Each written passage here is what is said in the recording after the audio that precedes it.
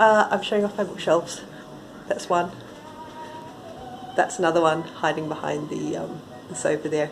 The reason I'm showing them off is I'm about to put all the books in boxes because we're moving again at the end of the week.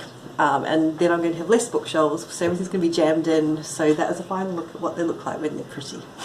Okay, so for the rest of this little video, hi, this is Layla. Hi Layla, she looks very upset. For the rest of this I was just going to show you some of the books that I got while I was away. Whenever I'm doing a sort of a city break, I tend to look up all the second-hand bookshops because I love second-hand bookshops.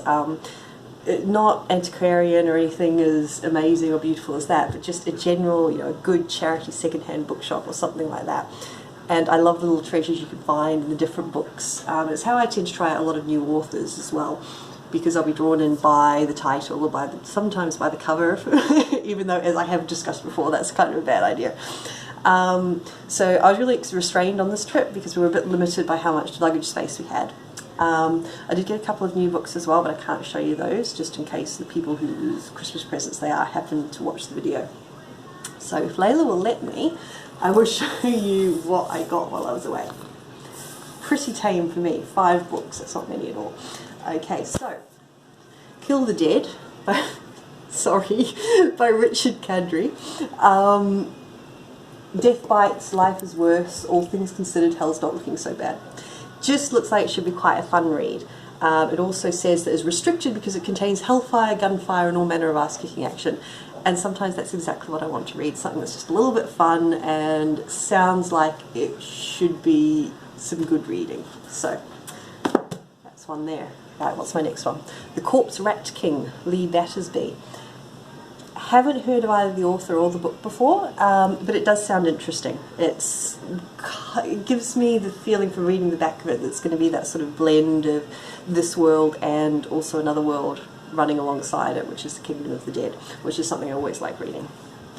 So there's one. This, kind of just like the title, The Terrible Thing That Happened to Barnaby Brockett. It's by the author of The Boy in the Striped Pyjamas. So it'll be interesting. We shall see. Anne Lamott, Blue Shoe. I love Bird by Bird, which is Anne Lamott's book about writing. It is one of the most sort of reassuring books about writing that I've ever read, that makes you feel that even if you don't feel you're getting anywhere and it just seems to be such a hard slog, she kind of makes you feel that that's okay. And so that's a lovely book if you are a writer and you haven't read it, or really any sort of creative person, is have a read of Bird by Bird, because that is lovely. So hopefully this is going to be good as well. And this one finally I definitely bought for the title, Tinsy Farlow and the Home for Mislaid Children. Mislaid, isn't that cool?